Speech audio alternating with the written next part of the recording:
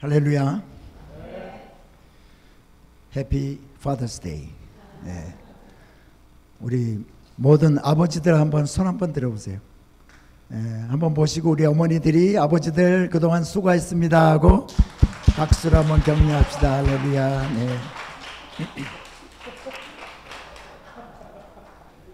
아버지 되는 게 그렇게 쉬운 게 아닙니다. 눈물도 많이 흘려야 되고 기도도 많이 해야 되고 또 자녀들을 위해서 또 여러 가지 애쓰는 일들이 많습니다. 우리나라 초대교회 시절에 있었던 일이라고 합니다. 신학교 학생들이 학기말 시험을 이제 준비하고 있었습니다. 그런데 어떤 신학생이 성령론 시험을 치게 되었는데 이 학생은 다른 과목들은 다 공부해서 시험을 쳐야지 이렇게 생각했지만 성령론 시험만큼은 공부해서 할 일이 아니다라고 생각을 했습니다. 그래서 일주일 동안 금식을 하고 또 기도하면서 이제 성령 충만 받아서 성령론 시험을 봐야겠다 이렇게 작정을 했습니다. 그래서 열심히 기도를 한 후에 성령론 시험을 치기 위해서 이제 교실로 들어가서 고사장에 이렇게 앉았습니다. 자, 시험지가 이렇게 나누어졌습니다. 그런데 문제를 보니까 아는 것이 하나도 없는 겁니다. 공부를 안 했으니까. 하얀 것은 종이고 까만 것은 글씨였어요. 그래서 이 성령 충만한 학생이 시험지를 받아들고 기도했습니다. 내가 성령님 이렇게 기도하면서 성령 충만해서 이 시험을 보려고 했는데 지금 아는 것이 하나도 없습니다. 가르쳐 주옵소서. 성령님은 도우시는 분 아니십니까? 가르쳐 주세요 하고 기도를 했습니다. 그렇게 열심히 시험 칠 생각은 안 하고 기도만 하고 있는데 번쩍하면서 영감이 떠올랐어요. 그래서 거기다가 답을 쓰게 됩니다. 성령님은 다 아십니다. 그렇게 썼더니 그러고 이제 시험지를 다 이제 답안지를 제출을 했어요. 서양 그 선교사님이 이제 교수였는데 이 교수님이 채점을 하려고 전부 학생들 거 보는데 이 학생 거를 딱 보니까 황당한 겁니다. 맞는 것 같기도 하고 틀린 것 같기도 하고. 그래서 이 교수님도 할 수 없이 선교사님이 기도를 했습니다. 이럴 때 어떻게 채점을 해야 됩니까 하고 하나님 앞에 기도했더니 하나님이 또 이렇게 감동을 주셔서 이렇게 이제 채점을 마치는데 성령님은 100점, 너는 빵점 이렇게 기가 막힌 채점을 했습니다. 그래서 성령님은 100점을 받으시고 이 학생은 빵점을 받고 그 과목에 낙제를 했다고 합니다. 성령님의 도우심에 관한 잘못된 생각이 빚어낸 에피소드를 잠시 말씀을 드렸습니다. 여러분, 예수님이 제자들에게 이런 말씀을 하신 적이 있어요. 요한복음 16장 7절입니다. 그러나 내가 너희에게 실상을 말하노니 내가 떠나가는 것이 너희에게 유익이라. 내가 떠나가지 아니하면 보혜사가 너희에게로 오시지 아니할 것이요 가면 내가 그를 너희에게로 보내리니. 보혜사, 예수님이 떠나가시면서 떠나가야 내가 보혜사 성령을 보내주시겠다고 말씀을 하신 거예요.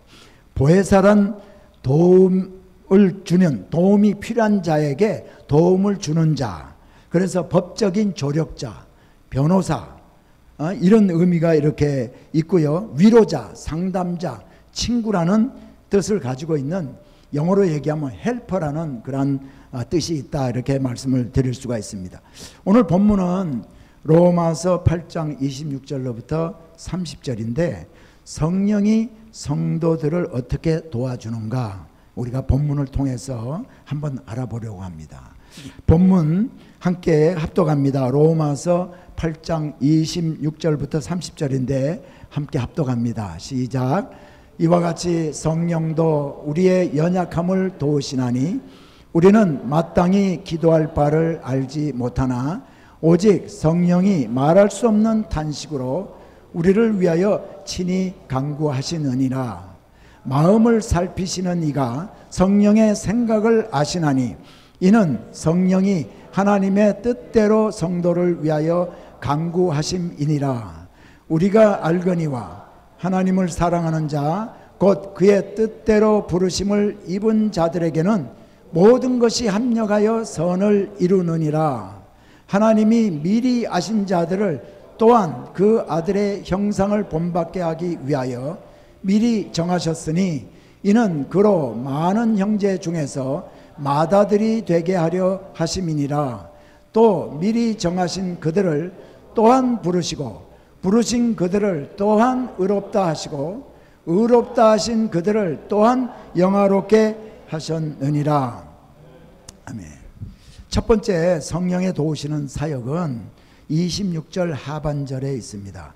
오직 성령이 말할 수 없는 탄식으로 우리를 위하여 친히 간구하시느니라. 성령은 우리들의 기도를 도와주십니다. 왜 성령이 우리들의 기도를 도와주셔야 할까요? 우리가 연약하기 때문입니다. 인간이 연약하다 하는 것을 부정할 사람이 우리 가운데 아무도 없을 것입니다. 우리는 가끔 우리를 예수님 앞으로 교회로 인도했던 사람들이 어처구니 없는 사소한 일에 시험 드는 것을 보게 돼요. 믿음이 좋아 보였던 성도입니다. 그 성도가 하루아침에 넘어지는 것을 보면서 정말 우리가 연약하구나 하는 것을 생각하게 됩니다. 육체적으로도 우리 인간이 얼마나 연약합니까? 여러분, 눈에 보이지 않는 이 세균이 몸에 들어오면 온몸이 고통을 받습니다. 지난 2020년부터 시작한 코로나 19를 통해서 우리가 절실히 이번에 깨닫지 않았습니까? 세계적으로 얼마나 많은 사람들이 이 코로나 바이러스로 인해서 얼마나 많은 사람들이 생명을 잃었습니까? 그 병에 걸릴까 봐 두려워서 사람들이 모이지도 못하고 예배도 드리지 못하고 학교도 문을 닫고 교회도 문을 닫기도 했습니다. 우리들의 육체가 강한 것 같아도요, 정말 연약함을 알게 해 주었습니다.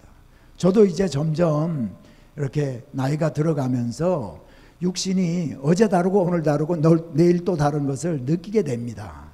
그래서 제가 이제 우리 집사람에게도 늘 뻥처럼 나는 아직 20대야 라고 얘기하지만 집에서 앉았다가 일어날 때 아이고 그거 하는 소리를 하면 우리 집사람이 20대라며 그렇게 얘기를 합니다. 그래서 뻥은 쳤지만 육신적으로 연약한 것을 매일매일 느끼고 있어요.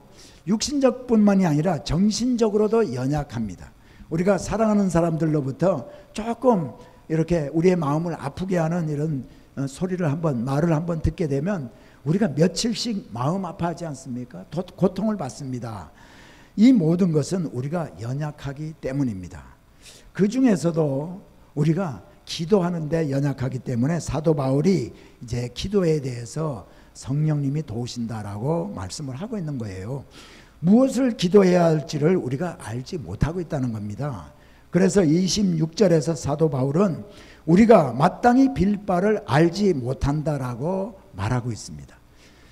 우리 가운데 어떤 사람은 이 말에 동의하지 않을지도 모르겠습니다. 나는 무엇을 기도해야 하는지를 잘 알고 기도를 잘 하고 있는데 마땅히 빌 바를 알지 못한다란 말은 좀 잘못된 것 같다라고 생각할 수도 있을 것입니다. 그런데 만일 여러분이 육신의 정욕과 안목의 정욕과 이생의 자랑만을 위해서 구하지 아니하고 마땅히 구할 바를 알고 구한다면 이미 여러분은 성령의 도우심을 받고 있다는 증거입니다. 마땅히 빌 바를 알지 못한다라는 말은 우리에게 가장 유익한 것이 무엇인가를 분별할 수 있는 능력이 우리에게 없다라는 겁니다. 자, 실제 우리는 시간과 공간을 초월해서 우리에게 앞으로 어떤 일들이 일어날 것인지를 알지 못합니다. 이것을 아는 사람은 우리 가운데 아무도 없습니다. 그래서 우리에게 꼭 필요한 것이 무엇인가를 알지 못한다는 거죠. 인간의 한계성입니다. 그러나 감사하게도 하나님의 영이신 성령이 우리 안에 계셔서 우리를 위해 또 우리에게 필요한 것을 간구해 주십니다. 오직 성령이 말할 수 없는 탄식으로 우리를 위하여 친히 간구하시느니라.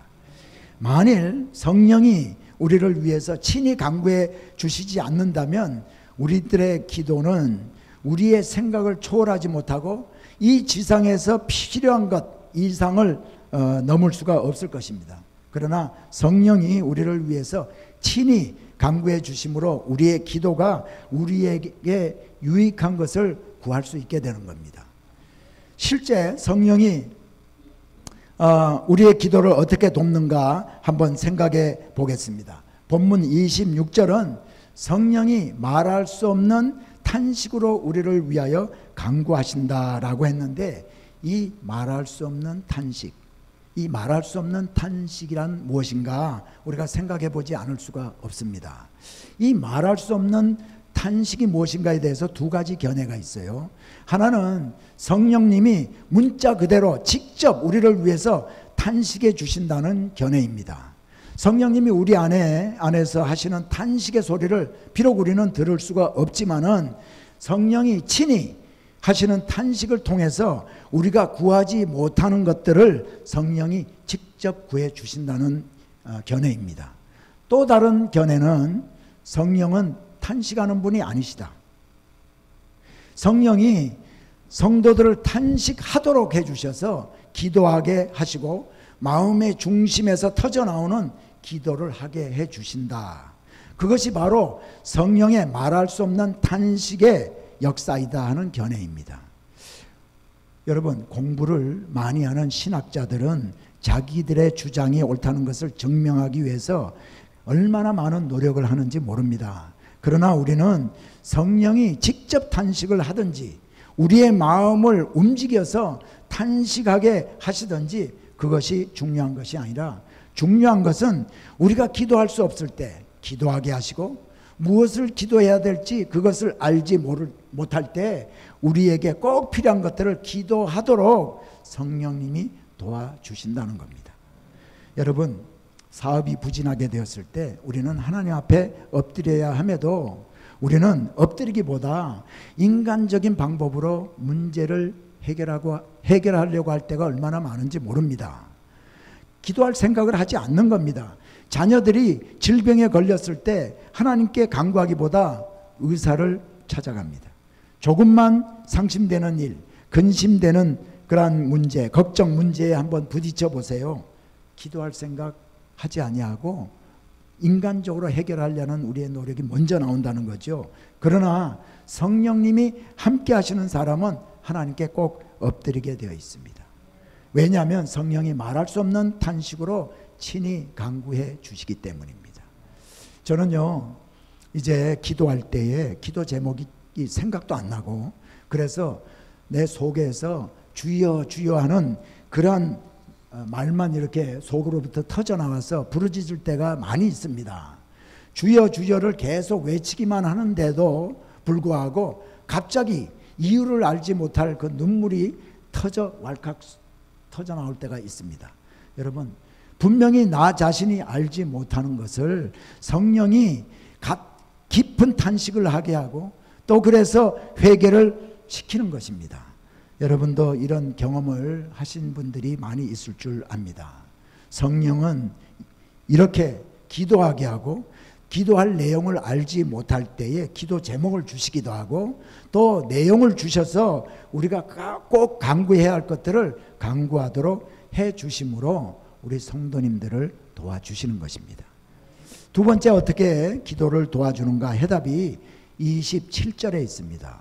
27절, 마음을 살피시는 이가 성령의 생각을 아시나니 이는 성령이 하나님의 뜻대로 성도를 위해서 간구하심이니라. 성도를 위해서 어떻게 간구해 주신다고요? 하나님의 뜻대로. 하나님의 뜻대로 간구하도록 성령님이 우리를 도와주십니다. 만일 성령이 하나님의 뜻대로 간구해 주시지 않는다면 아마 우리들의 기도는 가관일 것입니다. 결혼 예물로 다이아반지 시카라트를 주게 해주세요. 재벌 청년을 만나서 결혼하게 해주시옵소서. 이런 기도들을 우리가 할 수 있을 겁니다. 그런데 여러분, 예수님을 쫓아다니던 두 제자의 어머니 살로메가 예수님에게 뭐라고 구했습니까? 마태복음 20장 21절에 보니까 나의 이 두 아들을 주의 나라에서 하나는 주의 우편에 하나는 주의 좌편에 앉게 명하소서. 상당히 많은 것들을 구했죠. 하나는 좌편에, 하나는 두 아들인데 하나는 좌편에, 하나는 우편에. 그럼 다른 제자들은 다 뭐합니까? 그때 예수님이 뭐라고 대답했는가? 너희는 너희가 구하는 것을 알지 못하는도다. 인간들은 그래서 무엇을 구해야 할지를 알지 못합니다. 이 세베대의 두 아들처럼, 또 이 두 아들의 어머니인 그 살로메처럼 우리도 구하는 것을 알지 못하고 구할 때가 얼마나 많은지 모릅니다. 그러나 성령은 하나님의 뜻을 알기 때문에 하나님의 뜻대로 성도를 위해 간구해 주십니다. 고린도전서 2장 10절에 보니까 오직 하나님이 성령으로 이것을 우리에게 보이셨으니 성령은 모든 것 곧 하나님의 깊은 것까지도 통달하시느니라. 성령이 하나님의 뜻대로 성도를 위하여 간구하신다는 말을 우리가 어떻게 해석하는가? 이 말은 성령이 말할 수 없는 탄식으로 간구해 주신다는 그 해석처럼 성령이 직접 강권적으로 우리의 입술을 움직여서 하나님의 뜻대로 구하게 하신다는 의미도 있고요. 성령이 또 우리들에게 깨달음을 주셔서 우리의 자의로 하나님의 뜻에 맞게 간구해 주신다는 그러한 의미도 있습니다. 결국 이 두 가지 모두는 성령이 우리 안에 계셔서 하나님의 뜻대로 우리가 구하도록 해 주신다는 겁니다. 그래서 성령 받은 사람에게 첫 번째 나타나는 현상이 무엇인가? 기도가 달라집니다. 인간적으로 구하고 육신적으로 구하던 기도가 변해서 하나님의 뜻에 합당한 기도를 하게 됩니다. 하나님이 들으시고 기뻐하시는 기도를 하게 된다는 겁니다. 그 결과 기도에 하나님의 능력이 나타납니다. 기도를 통해 병자가 고침을 받기도 하고 상처받은 영혼이 회복되고 마귀의 권세 아래 있던 자가 이 마귀의 묶음으로부터 자유하게 됩니다. 어떤 분이 성령님의 도우심을 소 2마리에 비교를 했습니다. 2마리의 소가 멍에를 메고 밭을 갈아야 합니다. 그런데 2마리 중에 1마리는 늙은 소입니다. 이 소는 주인과 함께 오랫동안 밭을 갈아온 그런 소입니다. 그러나 다른 소 1마리는 아주 어린 소입니다. 송아지 떼를 벗지 못한, 아직까지 벗지 못한, 얼마 되지 않은 그런 소입니다. 그래서 주인이 밭을 가려고 하는데 이 어린 소는 좌편을 보기도 하고 우편을 보기도 하고 딴짓을 하기도 하고 이렇게 합니다. 그러나 이 늙은 소는 앞에 목표 지점을 바라봅니다. 좌우를 살피지도 않습니다. 농땡이를 부리지도 않습니다. 어린 소 옆에서 어린 소가 자기와 함께 밭 가는 일을 잘 하도록 이끌어 줍니다. 여러분, 성령이 하시는 일이 바로 이 늙은 소의 역할과 같은 것입니다. 우리 안에 내주하시면서 우리가 어깨를 나란히 하고 우리가 가야 할 목표 지점에 가도록 우리를 도와줍니다. 오늘 본문에 성령 받은 성도에게 가장 힘이 되는 말씀이 있습니다. 그것이 바로 28절 말씀이에요. 28절, 본문 28절 우리가 함께 한번 다시 읽기를 원합니다. 시작. 우리가 알거니와 하나님을 사랑하는 자 곧 그의 뜻대로 부르심을 입은 자들에게는 모든 것이 합력하여 선을 이루느니라. 여러분, 오늘 우리는 이 말씀을 정확하게 이해를 해야 합니다. 예수 믿는 사람들은 만사가 형통해진다는 말로 이해하기가 쉽습니다. 그래서 예수 믿는 사람들이 어려움을 당하면 위로의 말로 하나님이 사랑하시는 자 곧 그 뜻대로 부르심을 입은 자들에게는 모든 것이 합력하여 선을 이룬다라고 했습니다. 걱정하지 마세요, 성도님. 그리고 하나님이 하실 일이 있을 거예요.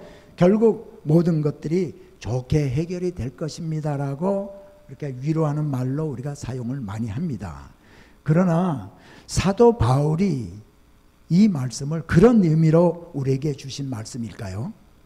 이것을 알기 위해서는요, 정확하게 알기 위해서는요, 선을 이룬다고 했으니까 선이 무엇을 말하는가 바른 정의를 내려야 합니다. 여러분, 선이 뭐라고 생각하십니까? 예수 믿는 사람의 집에 불이 났다고 한번 생각해 봅시다. 그런데 그분이 좋은 보험을 들었기 때문에 보험료를 받아서 그 돈으로 새 집을 잘 지었습니다. 이런 경우에 어떻게 말할 수 있습니까? 아, 그거 참 잘 되었네 하고 말할 수 있을 것입니다. 예수 믿는 사람이 라스베가스 가서 로또를 샀습니다. 로또에 당첨이 되었어요. 평생 만져보지 못할 많은 돈을 가지게 되었습니다. 여러분, 이것이 선을 이룬 것일까요? 예수님이 세상 부의 가치를 두지 말라고 한 것을 보면 우리는 이것을 잘 됐다라고 말은 할 수 있을지 몰라도 이것을 두고 선을 이뤘다라고 말할 수는 없을 것입니다. 여러분, 건강은 어떨까요? 건강. 우리가 병에 들면 어떻게 합니까? 주님, 병에 낫게 도와주세요 하고 기도합니다. 다른 사람이 질병에 걸렸을 때도 우리는 그분이 질병으로부터 고침을 받도록 기도를 합니다. 성경은 서로 병 낫기를 위해서 기도하라고 가르칩니다. 출애굽기 15장에서 하나님은 자신이 치료자 하나님이라고 말했습니다. 그러나 하나님은 언제나 우리가 치료받고 건강하게 되는 것만을 원하실까요? 질병으로부터 고침받는 것만이 선한 것일까 하는 의문을 우리가 제기해 보지 않을 수가 없습니다. 여러분, 그렇지는 않을 겁니다. 질병을 통해서 사고로 부상당하는 것을 통해서 하나님은 우리를 부르시기도 합니다. 근심하지 않고 상심하지 않고 걱정하지 않는 삶을 살게 하는 것이 로마서 8장 28절에서 말하는 선을 이루는 것일까요? 물론 그것은 아닌 것 같습니다. 예수 믿는 사람도 사랑하는 사람들을 잃고 슬퍼하기도 합니다. 지진이나 토네이도로 많은 재물을 잃고 슬픔에 잠기기도 합니다. 이런 슬픔의 마지막이 해피엔딩으로 끝나야 하나님을 사랑하는 자, 곧 그 뜻대로 부르심을 입은 자들에게는 모든 것이 합력하여 선을 이루느니라 하며 선을 이루었다라고 할 수 있을까요? 여러분, 만일 우리가 그렇게 사람들에게 가르치고 그렇게 권면했다면 해피엔딩으로 모든 것이 해결되지 않았을 때 그들에게 어떤 일이 일어나겠습니까? 성령의 인도함에 마음이 더욱 굳어질 것입니다. 우리들의 말에 귀를 기울이지 않게 되고 하나님의 말씀을 믿지 않게 될 것입니다. 결국 하나님을 떠나게 될지도 모릅니다. 제가 좋은 예화 하나를 말씀을 드리려고 합니다. 어떤 신학교에서 조직신학을 가르치는 교수 한 분이 다음 시간에는 로마서 8장을 강의하겠다고 하면서 학생들에게 이 어나운스를 했습니다. 그러면서 학생들에게 로마서 8장을 읽고 다음 강의 시간에 오라고 부탁하면서 특별히 로마서 8장 28절이 의미하는 바가 무엇인가를 좀 생각해 보라고 했습니다. 내가 학생들에게 그러면서 이제 학생들에게 그 강의에서 말씀하신 것이 내가 학생들에게 할 수 있는 말은 무슨 일이 일어난다 할지라도 이 로마서 8장 28절 말씀은 불변하는 하나님의 진리의 말씀이다 라고 하면서 이 로마서 8장 28절은 언제나 항상 진리로 남아 있을 것입니다 라고 하면서 강의를 마쳤습니다. 그런데 그날 이 신학교 교수가 이제 강의를 마치고 집에 가서 그 아내와 함께 이제 운전하고 가다가 그 차가 기차와 충돌하는 바람에 아내는 사망하고 이 교수는 불구가 되었습니다. 몇 달 동안 치료를 잘 받고 나서 이 교수가 학생들에게 돌아와 강의를 다시 시작하게 되었다고 합니다. 그런데 이 로마서 8장 28절에 대한 교수님의 마지막 말씀을 기억하고 있는 많은 학생들이 그 불행을 당한 교수님의 그 교실로 모여들었습니다. 그 교수님이 뭐라고 말씀하실까? 그 교수님은 자신이 당한 불행에도 불구하고 로마서 8장 28절의 말씀, 우리가 알거니와 하나님을 사랑하는 자 곧 그의 뜻대로 부르심을 입은 자들에게는 모든 것이 합력하여 선을 이루느니라 하는 이 말씀을 읽고 이 말씀이 이루어지는 것을 여러분과 저는 꼭 보게 될 것입니다 하고 말했답니다. 여러분, 성경은 선한 분은 오직 한 분, 하나님 한 분밖에 없다라고 말합니다. 그러니까 선은 우리 눈에 선으로 비춰지는 그것만이 선이 아니라 하나님이 하시는 그 일이 바로 선입니다. 로마서 8장 29절과 30절을 한번 봅니다. 제가 읽어드리겠습니다. 하나님이 미리 아신 자들로 또한 그 아들의 형상을 본받게 하기 위하여 미리 정하셨으니 이는 그로 많은 형제 중에서 맏아들이 되게 하려 하심이니라. 또 미리 정하신 그들을 또한 부르시고 부르신 그들을 또한 의롭다 하시고 의롭다 하신 그들을 또한 영화롭게 하셨느니라. 하나님은 우리 한 사람 한 사람을 불러서 자녀로 삼으실 때 하나님이 계획하신 궁극적인 목적이 있습니다. 하나님이 하실 선한 일이 있다는 겁니다. 그것이 뭐냐면 29절에 있는 그 아들의 형상을 본받게 하기 위하여 미리 정하셨으니 이는 그로 많은 형제 중에서 맏아들이 되게 하려 하심이니라. 이것을 좀 쉽게 말하면 우리를 자녀로 삼으신 그 목적은 바로 앞으로 자녀 삼으셔야 할 많은 사람들에게 우리가 예수님을 닮은 삶을 사는 모습을 통해서 맏아들로서의 역할을 하게 하기 위함이라는 겁니다. 좀 복잡한가요? 좀 어려운가요? 여러분, 어느 가정이나 맏아들의 역할이 얼마나 중요한지 모릅니다. 맏아들이 잘 되면 동생들이 큰 형의 본을 보게 됩니다. 이처럼 먼저 택함 받은 우리가 이 맏아들의 역할을 하도록 하기 위한 것, 이것이 바로 하나님이 우리들을 하나님의 자녀로 삼으신 목적이라는 것입니다. 그리고 가장 중요한 것은 또 한 가지는 우리를 영화롭게 하기 위한 것입니다. 30절을 봅니다. 또 미리 정하신 그들을 또한 부르시고 부르신 그들을 또한 의롭다 하시고 의롭다 하신 그들을 또한 영화롭게 하셨느니라. 여러분, 하나님의 자녀가 언제 영화롭게 된다고 했죠? 예수님 다시 오시는 날입니다. 그래서 그것을 그리스도와 함께 받는 영광이다라고 하는 겁니다. 데살로니가 전서 4장 16절로부터 17절에 보면 주께서 호령과 천사장의 소리와 하나님의 나팔 소리로 친히 하늘로부터 강림하시리니 그리스도 안에서 죽은 자들이 먼저 일어나고 그 후에 우리 살아남은 자들도 그들과 함께 구름 속으로 끌어올려 공중에서 주를 영접하게 하시리니 그리하여 우리가 항상 주와 함께 있으리라.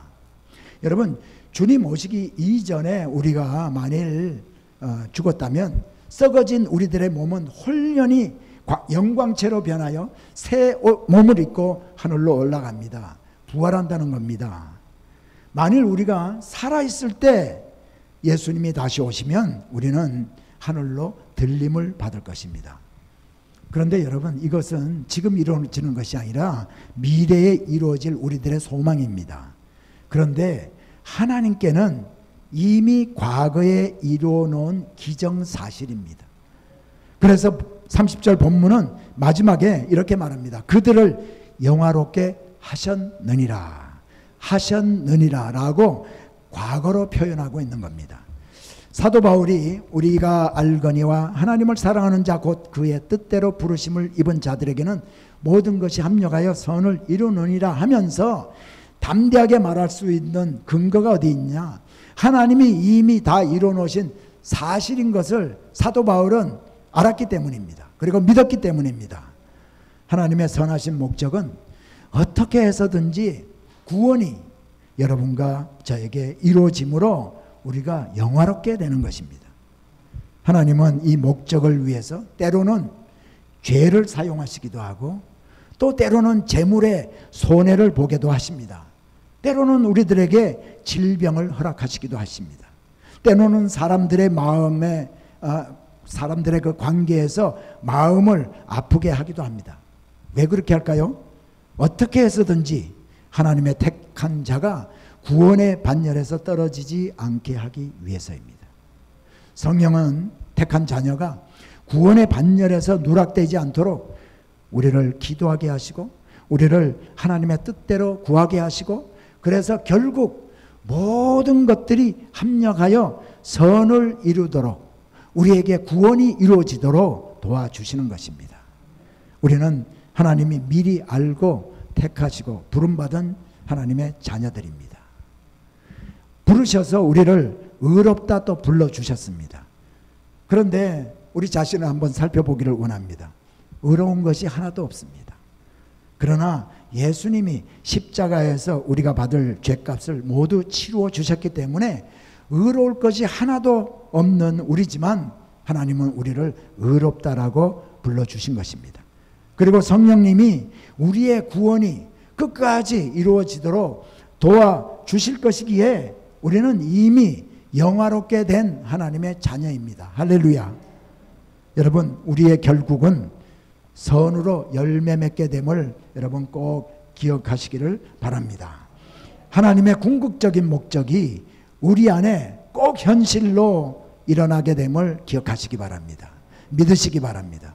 비록 오늘 현실이 만족스럽지 못하고 건강하지 못하고 재물이 넉넉하지 못하더라도 하나님의 선하심을 믿고 오늘도 주님을 바라보시기 바랍니다. 우리 안에 계신 성령이 우리의 기도를 도와주시고 말씀에 순종하도록 도우시고 고난과 환난 가운데서도 주님을 바라보도록 도우셔서 예수님의 형상을 닮은 모습으로 우리가 살도록 도와주실 것입니다. 그러나 중요한 것은 오늘 말씀처럼 성령님의 도우심을 받으며 살기 위해서는 하나님을 인격적으로 만나야 합니다. 그래서 예수님을 구세주로 영접한 사람이라야 한다는 겁니다. 하나님을 인격적으로 만나면 우리가 예수님 안에 거하고 예수가 우리 안에 성령으로 거하게 됩니다. 그렇게 될 때에 성령님의 음성을 듣기도 하고 성령님의 인도함을 받게 됩니다. 성령님의 도우심으로 모든 것이 합력하여 선을 이루어 주심으로 구원이 가시적으로 우리에게 이루어지는 그날에 우리가 확인하게 될 것입니다. 오늘 모든 것이 합력하여 선을 이루시니라 라는 말씀을 바로 아시고 또 성령님을 의지하고 또 인도함을 받으며 사는 우리 성도님들 다 되시기를 예수님으로 축복합니다. 기도하겠습니다. 하나님, 죄인된 우리들을 창세전에 택하시고 우리를 부르셔서 하나님의 자녀 되게 하시고 또 우리를 의롭다 불러주시고 또 우리를 영화롭게 하심을 감사를 드립니다. 또 성령을 우리에게 보내주셔서 보혜사 성령의 도우심으로 우리가 기도하게 하시고 또 말씀대로 살 수 있도록 인도해 주심을 감사를 드립니다. 모든 것이 합력하여 선을 이루어지실 것을 믿는 믿음으로 주님 만나는 그날까지 흔들림 없는 믿음으로 살게 하여 주시옵소서.